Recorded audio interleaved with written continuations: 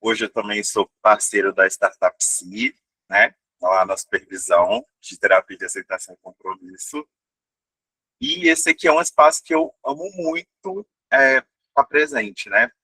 Desde sempre, quem já está aqui também desde sempre com a Startup Psi já deve ter esbarrado comigo por aqui, né? Eu gosto sempre de ressaltar o quanto que é importante esse lugar, o quanto que é valioso a gente poder ter essa troca aqui, né? E o quanto que a Startup Psi é acolhedora, né? De estar aqui trazendo essa proposta super interessante para a gente, uma proposta de coletividade. Mas hoje vamos falar sobre ansiedade, né? Deixa eu compartilhar meu slide aqui rapidinho com vocês.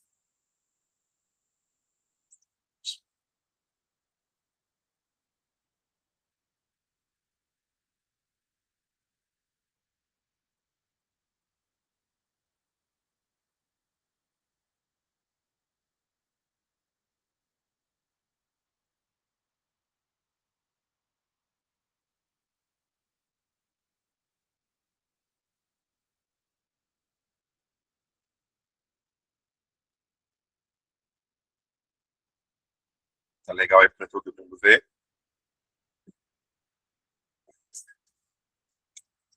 Então vamos lá. Falar de terapia de aceitação e compromisso para mim é sempre muito prazeroso.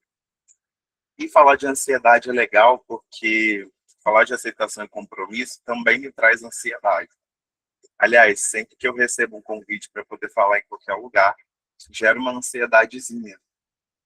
E a ansiedade sempre começa no tema. Como eu vou passar aquele tema? Como eu vou poder facilitar que as outras pessoas compreendam o que eu estou passando? É, Principalmente, como eu vou estar me sentindo em relação àquilo também. Então, a ansiedade, a gente já pode dizer que começa aí. E eu pensando sobre o que seria um lugar frágil para mim, nesse lugar da apresentação, eu sempre penso que eu falo muito. Eu sou aquela pessoa da conversa, que conta causa, que conversa com as pessoas na fila do mercado. Então, se deixar, eu falo, falo, falo, falo, falo. E já é um pouco da nossa cultura brasileira, né? É, Gostar de contar casos, né? De conversar. A gente busca estar sempre se reunindo com os amigos, ou estar em família, fazer uma roda e contar história. Porque faz parte da nossa cultura, né? Contar história. Então, quando eu pensei em falar sobre ansiedade, falar sobre arte, né? Como a gente faz esse manejo dentro da clínica, eu pensei logo em trazer uma história para vocês. Então, hoje, eu vou contar para vocês uma história, e no meio dessa história, a gente vai trazendo essas pontuações de como a gente trabalha, ou faz esse manejo, né, dentro da clínica. Deixa eu passar.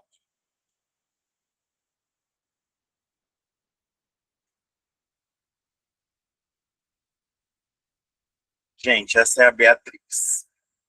Quero que vocês deem uma olhadinha para a Beatriz. A Beatriz tem 20 e poucos anos, ela é psicóloga recém-formada, ela teve uma média muito boa nas matérias, sempre foi uma aluna dedicada. Todas as notas que a Beatriz tirou, que não foram as máximas, nunca foi por conta da falta do empenho dela. Ela sempre se dedicou muito e ela dedicou o curso dela inteiro para a carreira clínica. Sempre foi o que ela quis, né? Então, o sonho da Beatriz, né, fazer psicologia, seria ir para a carreira clínica. Por quê? Porque ela gosta de ajudar as pessoas. Ela entende que quando ela ajuda o outro, ela se sente satisfeita. Ela sente que a missão dela está sendo cumprida. Ou seja, a vida que ela quer ter, né, no longo prazo, é uma vida onde ela pode ajudar as pessoas a se sentir satisfeita. E se isso puder ser o trabalho, melhor ainda. Então ela encontrou na psicologia esse caminho. E aí a Beatriz chegou no fim do curso. Notas boas, participações em congressos, publicações científicas, uma aluna excelente. Aí ela faz a colação de grau dela, beleza, e dá entrada no CRP. E aí esse CRP chega para Beatriz. Quando o CRP chega na mão da Beatriz, a ansiedade chega junto.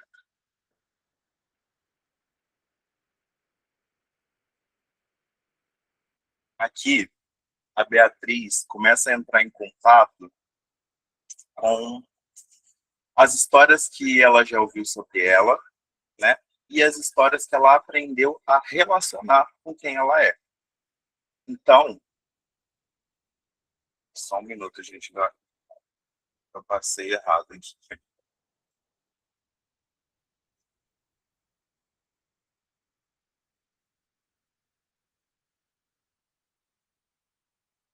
Não, tá certo.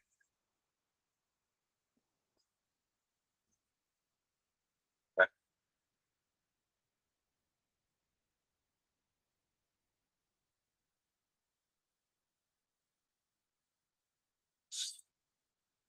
Nesse momento, a Beatriz se encontra presa. Presa dentro de uma regra. Né?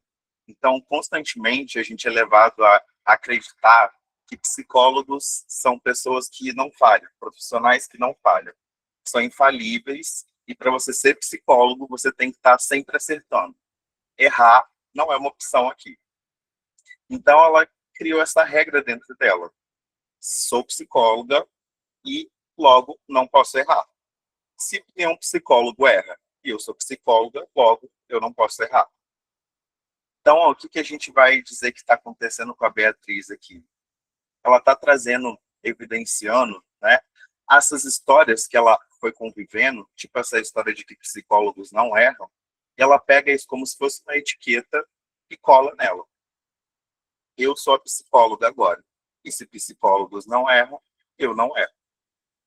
Então, mesmo depois de toda essa dedicação, todos esses anos estudando psicologia, notas boas, apresentações, publicações científicas, agora a Beatriz acha que ela não está pronta ainda, porque ela acha que ela está sujeita ao erro, porque ela vai começar agora, mas ela acha que para ela começar o que ela precisa, ela não pode errar.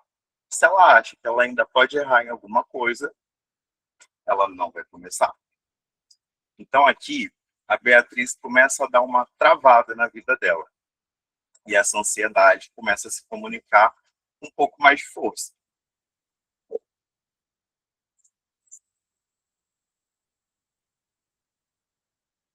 Então, não tenho preparação, né? O suficiente, não posso começar a atender.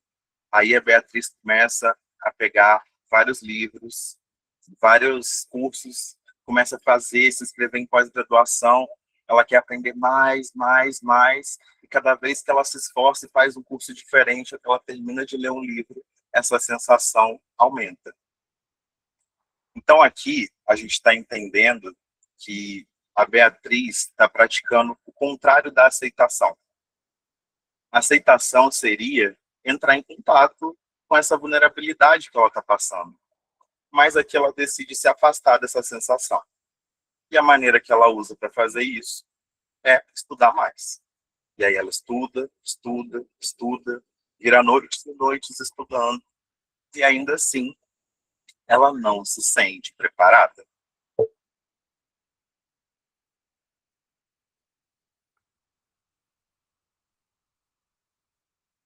Então, o que acontece?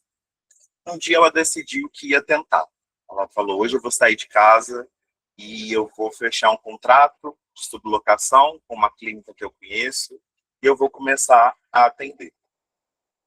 E aí, a ansiedade dela volta e entra em ação, através dos pensamentos.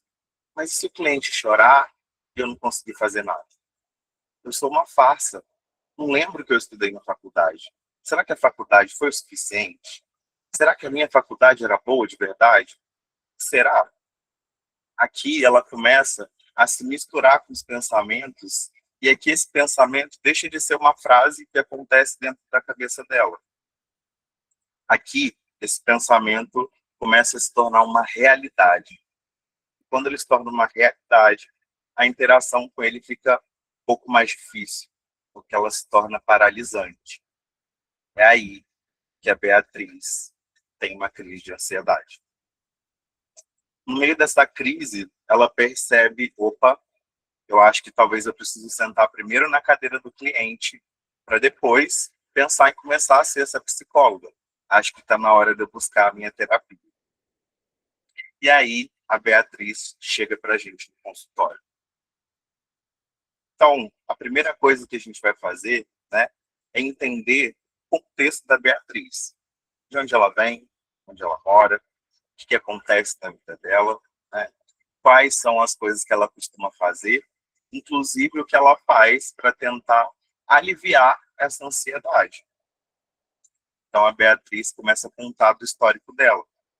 Ela disse que foi boa na faculdade, que se dedicou, teve boas notas, mas que ainda assim, no final da faculdade, ela não teve a sensação de que estava pronta para poder começar.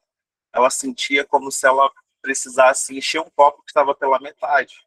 E ela estava com essa sensação constante desse copo pela metade. Então, eu vou começar a levar a Beatriz, né, a entender um pouquinho de como esses pensamentos começam a aparecer para ela, né? De que fatos, por exemplo, na vida dela, acabaram condicionando ela a organizar essas palavras dentro da cabeça dela de uma forma com que ela se sentisse uma farsa, uma impostora, de que ela não se sentisse capaz, né? E aí que eu começo a fazer um processo de desesperança criativa. Eu preciso começar a mostrar para a Beatriz que o plano que ela está usando para poder lidar com essa ansiedade não funciona. Então eu vou perguntar para ela assim: Beatriz, você estuda, estuda, estuda, faz curso, faz pós, funciona para você lidar com essa sensação de que você não vai conseguir começar? E ela vai pensar, não. Então, se você está ali estudando, estudando, estudando, nessa intenção de que isso retire o medo de dentro de você, e só a partir da retirada desse medo você vai começar a agir, né? Eu vou começar sutilmente, claro, me adaptando ali à realidade da Beatriz, inclusive a realidade linguística, né? Então eu vou buscar referências de coisas que ela gosta, né? Que são valores para ela, né? E começar a levar isso para esses questionamentos. Eu preciso mostrar para ela qual é a função que o estudo tem na vida dela. Então, aqui a gente vê, por exemplo, a diferença da ACT para as teorias behavioristas mais clássicas, mais comportamentais, né? Qual que é a mudança que a filosofia contextual vai trazer, né, para esse momento da psicologia comportamental? A gente para de analisar só um comportamento-problema e passa a analisar o contexto, a função dentro de um contexto. Então, antes, por exemplo, eu jamais, vamos dizer assim, iria interpretar e estudar como um comportamento-problema. Por quê? Porque estudar é bom, fato, né? Estudar não vai matar ninguém, mas eu preciso entender que função estudar exerce na vida da Beatriz. E aí é que a gente começa a perceber se esse comportamento, se essa função é para poder afastar ela de alguma coisa ou para poder aproximar ela de algo. Ou reforço negativo, reforço positivo. O que o estudo representa nesse caso na vida da Beatriz? Ele é um reforço negativo. Quando o estudo entra em ação, é para tentar aliviar a ansiedade de estar começando. E essa é uma ansiedade completamente natural. Quando ela tenta escapar dessa sensação, através da evitação experiencial dela, que vai ser, né, buscar esse estudo, ela está, ao mesmo tempo, se afastando daquilo que é muito importante para ela. Então, lembra que lá no começo eu falei que o ideal da Beatriz seria ajudar as pessoas, né? Esse é um grande valor para ela. Isso faz a vida dela ter sentido. Ela acredita que ajudar as pessoas é algo que vai trazer essa satisfação. vamos dizer, um objetivo que ela vai buscar ao longo da trajetória. Então, o que, que eu vou trazer a partir desse momento também? Eu vou começar a tentar mostrar para Beatriz que pensamentos são só palavras. São palavras que vêm quando ela se sente vulnerável. Ou seja, aqui a gente precisa entender aquele conceito básico de que a ansiedade nada mais é do que um mecanismo de defesa. É um alarme do próprio corpo para uma situação de desconforto, uma situação de dor. Então, toda vez que a vida dela convida ela a entrar em uma situação que é importante, ou seja, algo que vai trazer esses valores dela à tona, a ansiedade sempre vai vir. Né? Toda coisa que é importante, quando a gente vai fazer uma prova importante, quando a gente vai apresentar um trabalho importante, quando a gente tem um evento importante para ir, isso sempre gera uma ansiedade. E isso é natural. Só que toda vez que eu tento evitar essa ansiedade natural, ela cresce. É como se o meu corpo estivesse tentando comunicar para mim, tipo, ou me dá uma atenção aqui, eu preciso falar com você e você não está me ouvindo. Então é como se fosse um rádio, e a partir do momento que você tenta desligar o rádio, esse rádio só aumenta. Ele aumenta, ele aumenta, ele aumenta, ele aumenta. Então a desesperança criativa é sobre mostrar para Beatriz que ela tentar desligar o rádio não está funcionando. Talvez ela deva seguir com o rádio ligado. Né? Mas, para poder proporcionar para ela essa desfusão, eu preciso começar a mostrar para a Beatriz que ela precisa se observar. Ela precisa olhar para ela e olhar para todo o contexto. Ela precisa partir para um self, para uma parte do eu dela que é observadora, ou que a gente pode chamar de consciência. Né? Por quê? O que acontece aqui? Esses pensamentos que a Beatriz tem é como se fossem tempestades, né? E ela acha que ela é a tempestade, mas na verdade a Beatriz é o céu. O céu contém a tempestade, mas ele não é a tempestade.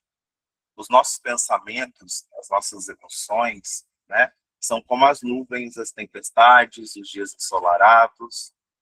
Tudo está dentro do céu e nós somos o céu.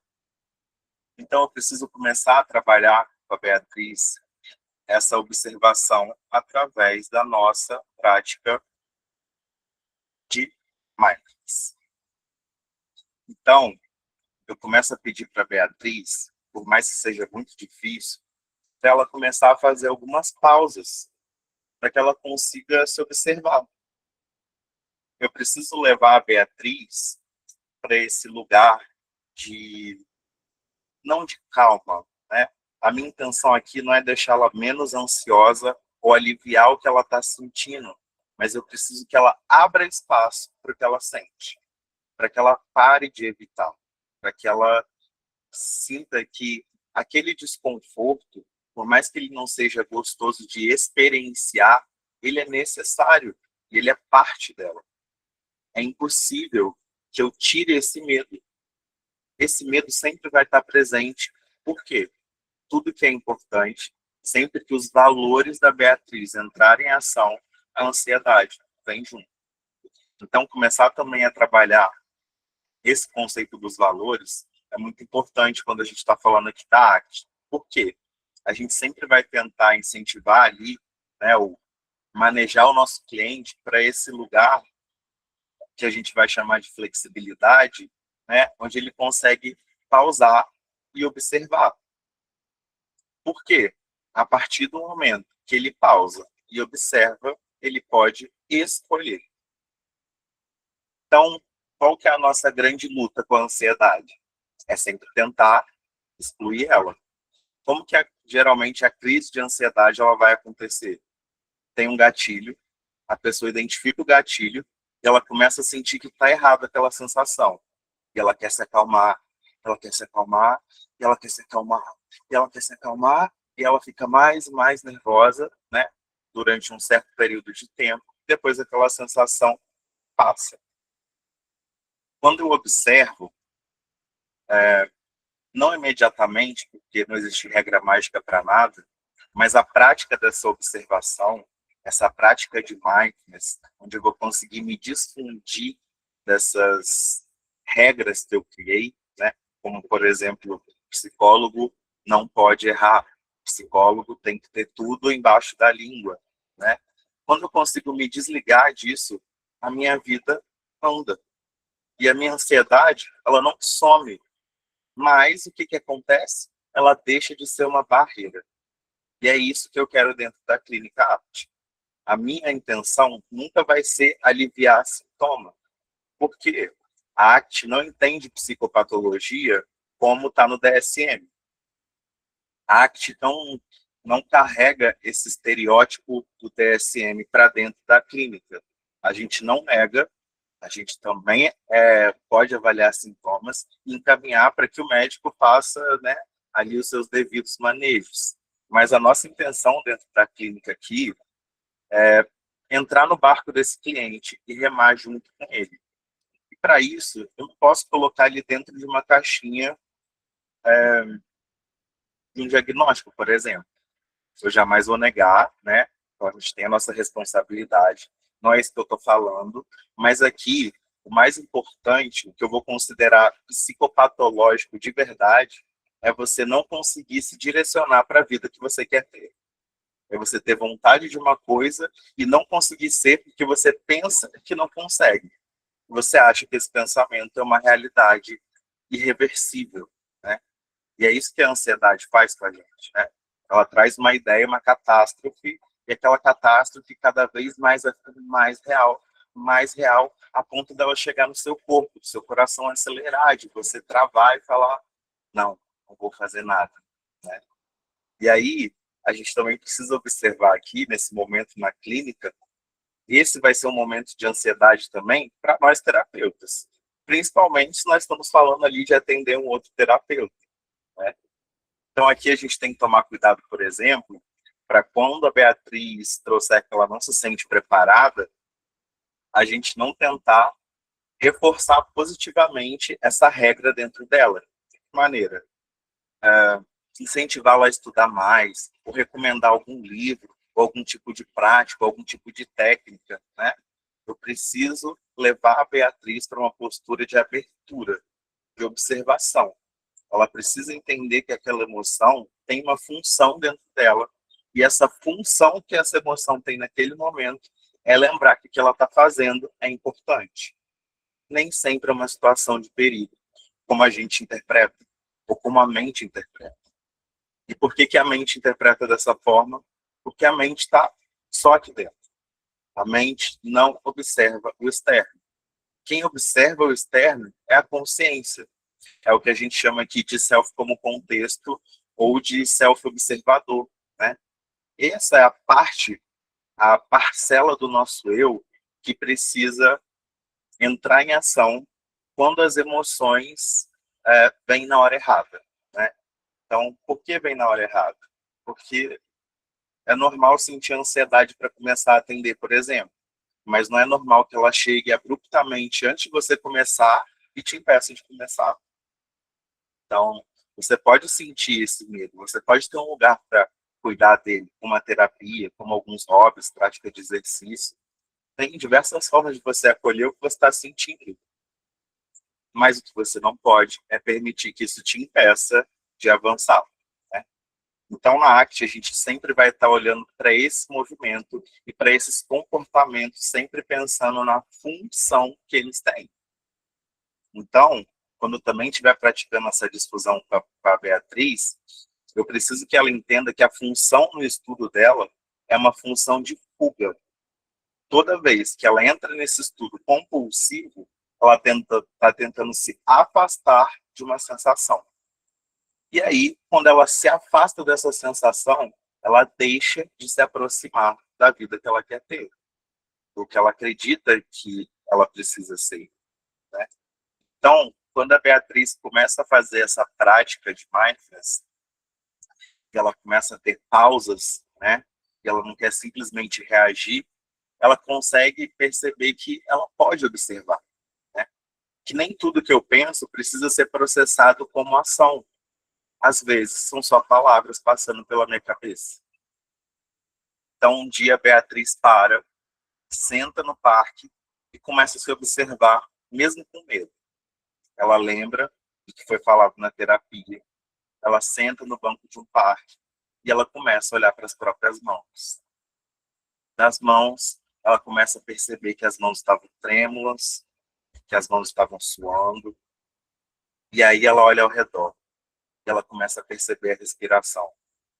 Ela percebe que a respiração dela está um pouco mais ofegante e o coração está um pouco mais acelerado. E aí ela observa, eu estou experimentando ansiedade. Só que agora, ao invés de tentar fugir, de fazer alguma coisa, de ler algum livro, de se matricular em um curso novo, ela só para e observa. Ou seja, ela entra aqui em contato com a vida. Por quê?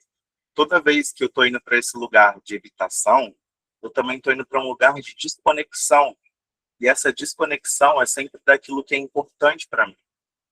Então, quando ela percebe que ela pode observar tudo, inclusive o que ela pensa, ela consegue perceber que o poder dela de escolha também existe.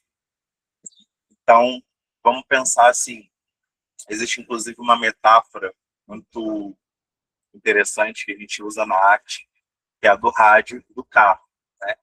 Então, imagina que você precisa sair de um lugar e chegar no outro. Esse é o seu objetivo, você precisa chegar nesse lugar hoje. E aí você liga o rádio para poder escutar uma música durante a viagem.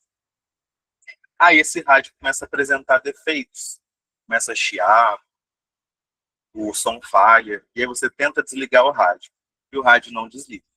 E você tenta de novo desligar o rádio, e o rádio não desliga. E aí o que você faz? Você volta para casa só porque o rádio vai estar chiando, você continua para ir para o seu destino final. A gente poder fazer uma escolha, a gente partir para esse self-observador, é a gente poder fazer essa escolha de ir para o nosso destino final, mesmo que esse rádio esteja chiando. Por mais que ele me incomode, por mais que eu deteste o barulho daquele rádio, o que importa para mim é chegar no meu objetivo final.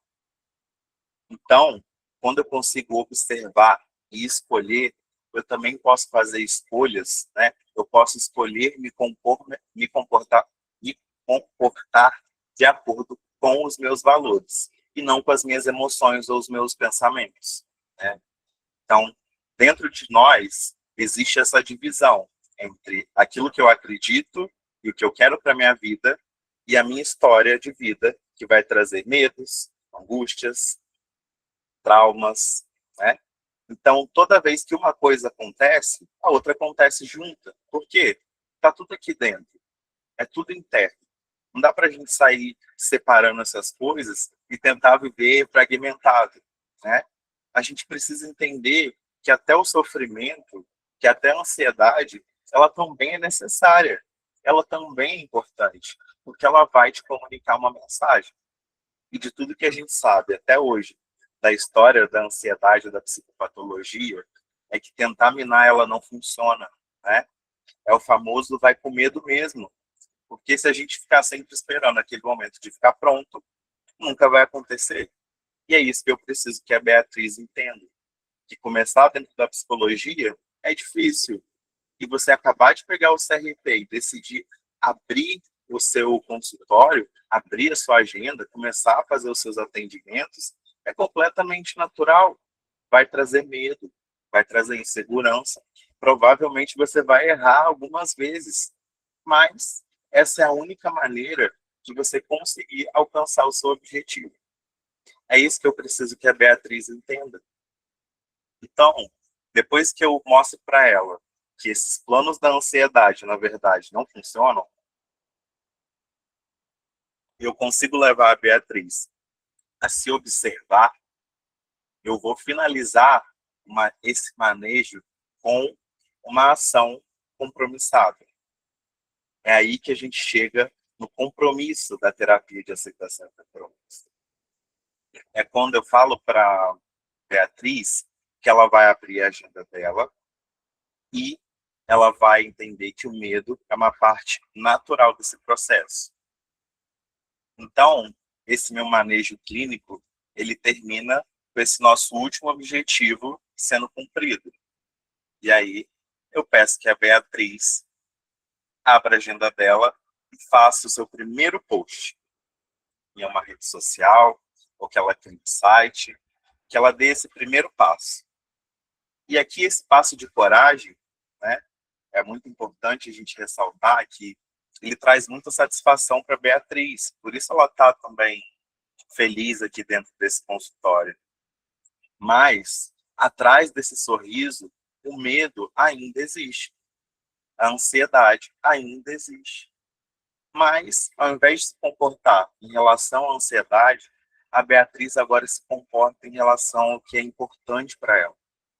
É mais importante para ela poder ajudar as pessoas do que ficar aliviando essa sensação da ansiedade sempre, atrás de um livro, atrás de um curso, atrás da técnica perfeita, sabe? Não vai ser assim. Ela precisa fazer aquilo porque é importante. Então, meu processo aqui, ele encerra quando a Beatriz consegue entender que ela não precisa eliminar o medo. Ela precisa levar ele dentro da pasta dela, junto com a prancheta, junto com as coisas dela, né? E convidar essa ansiedade para sentar do ladinho do cliente. Por quê? Se ela não se coloca nesse lugar de humano, como que ela vai estar aberta para poder humanizar o cliente dela, né? Então, se ela está ali rígida nas técnicas perfeitas, nos manuais, nos protocolos, o que acontece com a Beatriz? Ela também não vai conseguir humanizar esse cliente. Ela vai enxergar ele só através de técnicas, só através de sintomas, de, né, quadros e diagnósticos. E essa não é a nossa intenção. Isso não cria a conexão que a gente deseja dentro da arte. O vínculo aqui é importante nesse lugar do cliente reconhecer que você é humano, igual ele. E que você também vai errar, igual ele. Mas está tudo bem. Isso não é o erro que vai invalidar a experiência, né? Ele só faz parte. É só uma coisa que existe, né? E aí, para finalizar, eu resolvi trazer aqui um provérbio iorubá. Eu também trabalho com psicologia afrocentrada, né? Tento trazer sempre uma brechinha para poder trazer um pouquinho da minha ancestralidade, principalmente dentro do espaço da psicologia. E aí tem esse provérbio que eu gosto muito, né? Aquele que esconde sua enfermidade não encontrará o remédio para ela. Então, quando a gente está falando aqui de esconder enfermidade, a gente está falando justamente dessa evitação experiencial que a Beatriz estava passando. A gente está falando dela fazer cursos e cursos e cursos e esperar que ela se sinta pronta para só aí começar a atender, né? Então, quando eu escondo isso de mim, eu estou deixando de entrar em contato com o que é a realidade, né? E as tradições africanas, principalmente Yorubá, ela vai trazer muito essa questão de se conectar com o que é real, né? Vamos dizer, o que seria esse avanço, ou o equilíbrio, a harmonia, seria entrar em contato com esse real. E é tudo que a nossa mente tenta esconder da gente, né? Mas, se a Beatriz não entrasse em contato com esse medo, né? Se ela não tivesse tomado esse remédio, que foi essa ação compromissada, ela não teria uma vida satisfatória, ela não teria uma vida com significado, né? E esse é o grande intuito da arte, né? Devolver as pessoas para esse lugar do valor, do que você acredita, do que você quer, né? Você precisa contemplar isso. Se você vive só por objetivos, ou só nesse plano do raciocínio, da mente, do pensamento, né? Dificilmente você vai conseguir alcançar esse lugar de satisfação. Então, a gente precisa de encontrar essa harmonia, esse ponto de escolha, né? Esse equilíbrio que a gente vai entender como saúde. É poder observar. É você entender que através da aceitação, né, eu encontro o meu remédio. E o meu remédio não é eliminar aquilo que me machuca, mas mudar como eu me relaciono com aquilo, né? Então, essa é a grande, vamos dizer assim, a grande sacada da, da arte, né? A gente não quer consertar ninguém, a gente não quer retirar nada de ninguém, a gente só quer colocar a pessoa em contato com ela mesma, para que ela consiga fazer as próprias escolhas, para que ela se movimente, né? E isso, por um lado, também acaba sendo um alívio para a gente, quanto terapeuta, né? Porque é muito pesado esse fardo de eu preciso reduzir a ansiedade dessa pessoa, eu preciso consertar um problema para ela, né? Quando, na verdade, a gente só precisa pegar na mãozinha e falar, vamos junto.